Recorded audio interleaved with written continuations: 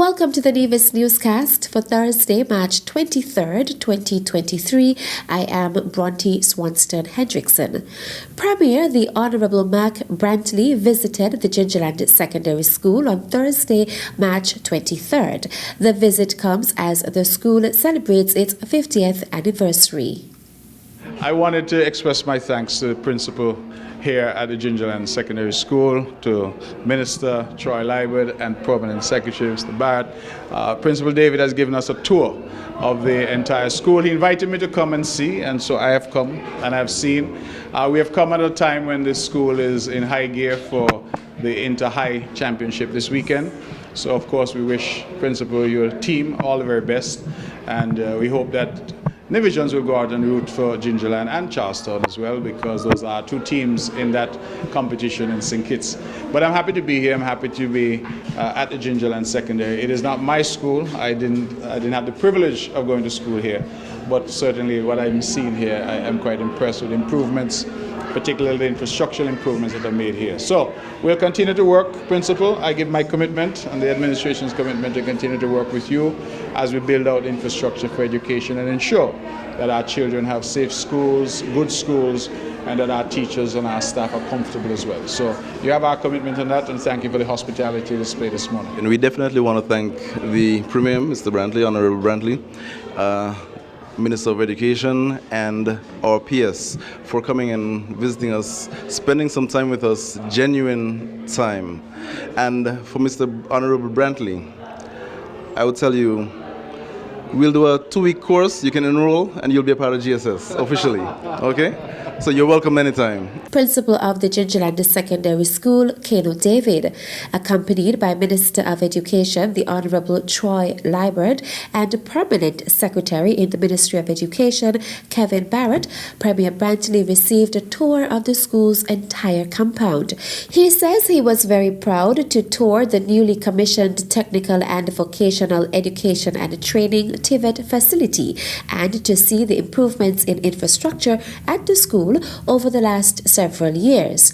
It was a special day as the school and students were festooned in purple as they get ready for the much anticipated Inter-High School Athletics Championships at the Kim Collins Stadium this weekend.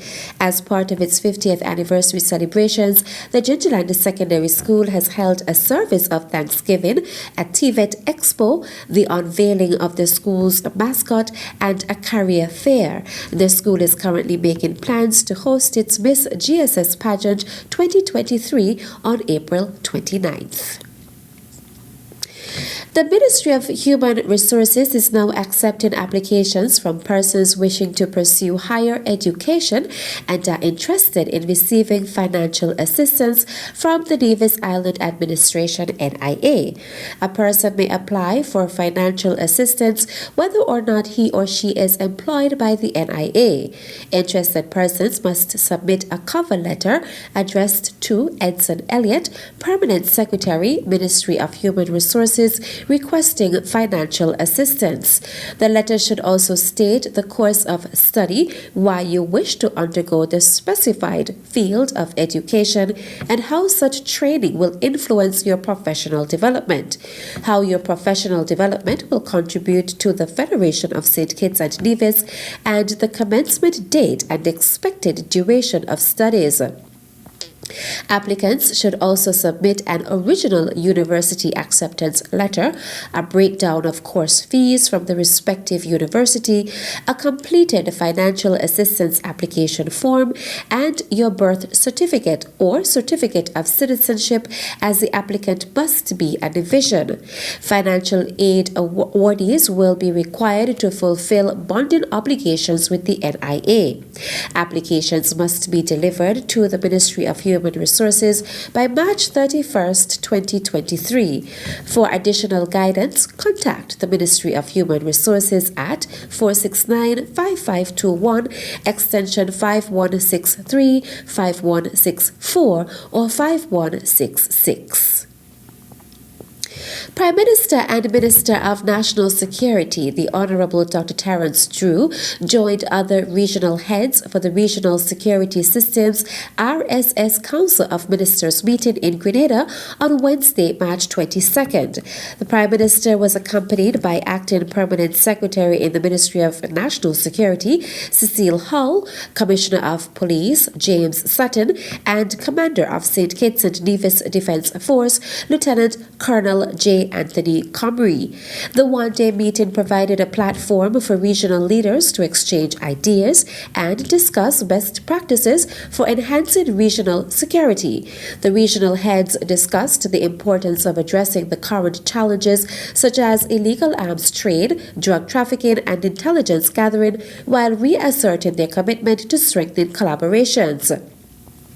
During the discussion segment, in his response to gang violence and crime within the Caribbean, Prime Minister Drew stated that there is a need for applying unconventional approaches. He shared with his colleagues the mechanisms that have worked within the Twin Island Federation of St. Kitts and Nevis and urged the delegates to seek a balance in the approaches.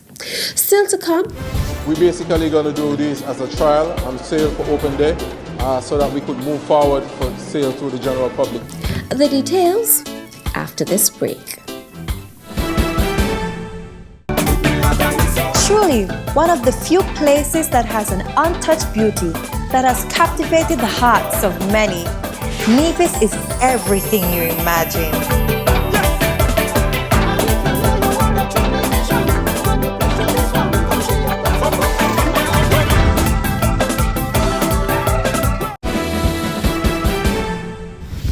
Welcome back. The Department of Agriculture has launched a new video series dubbed Agri Updates. The series, launched on Monday, March 20th, features everything agriculture, beginning with Agri Expo, which will take place on Thursday 30th and Friday 31st March. Featured in the first episode are the Department of Agriculture's estates, managed by Brandon Frederick. Currently we are here at Prospect Estate where we have some sweet potatoes. The approximate yield should be about 2,000 pounds. They should be available for the Agri Expo on the 30th and 31st of this month. Here in the river we have a half acre of sweet potato in addition with the other half acre in Prospect that makes up 1 acre of sweet potato that will be available for the Agri Expo. It should yield about 4,000 pounds. We also have here a lovely crop of corn, which is a half acre. This should yield about 1,500 pounds. Right here we have some lovely watermelon here. The acreage of this field is 0.75 of an acre. We should be able to harvest about 7,500 pounds of watermelon from this field. Here in the river we have a half acre of prestige carrot. This should yield about 5,000 pounds. This will also be available for the Agri Expo. We have 1 acre of onion. This should approximately give us about 10,000 pounds of onion. We are at the final stage of curing, which is windrowing and sun drying. That gives us the golden brown appearance that everyone looks for at their local supermarket. Yeah, right now we are in one of the greenhouses out of the two that is situated in Prospect. Right now we have tomatoes, cabbage, sweet pepper, and also some celery. The yield we are expected to get from the tomatoes is about 2,000 pounds. Supposed to get about 300 cabbage and about 5,000 sweet pepper and about 300 celery for the Agri Expo. I'm just encouraging the general public to come on out to the Agri Expo on the 30th and 31st of this month to get your locally produced vegetables and fruits. We at the Agriculture Department, the hard-working team, workers in the field and in the greenhouse, will ensure that we bring grade A quality to you guys on that day. The Nevis Abattoir and Meat Processing Plant, managed by Gary Griffin, is also highlighted in this episode of Agri Updates. From the Abattoir Division, Recently, we just established a meat aging room where you could hang beef carcasses at a certain temperature for about 21 days.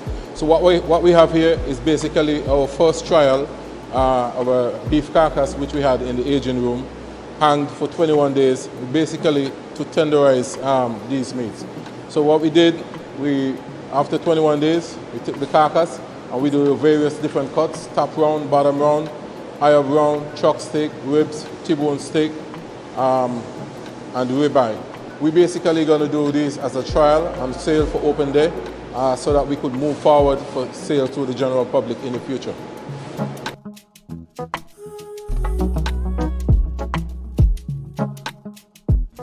That's it for this episode, but continue and stay tuned to all media outlets, whether it is NTV, Van Radio, the Department of Agriculture, Facebook page, or YouTube. We're using all media outlets so that you don't miss this. You can't afford to miss any of the information and the goodies that we have to offer to you this year on the 30th and 31st of March for Agri Expo 2023. Host of Agri Updates, Chief Extension Officer Steve Reed.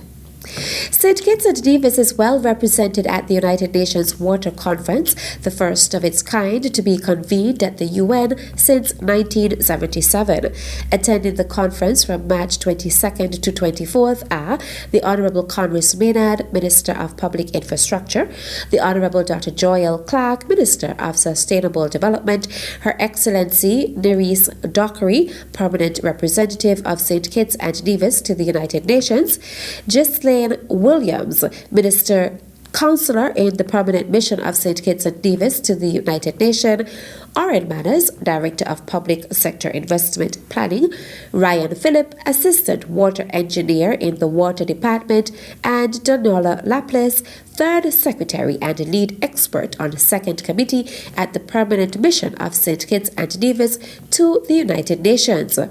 The conference is convened under the theme Our Watershed Movement, Uniting the World for Water. It brings together world leaders, diplomats, civil society organizations, and thought leaders on the critical matter of water as a common denominator in the successful implementation of the Sustainable Development Goals, especially Goal 6, clean water and sanitation.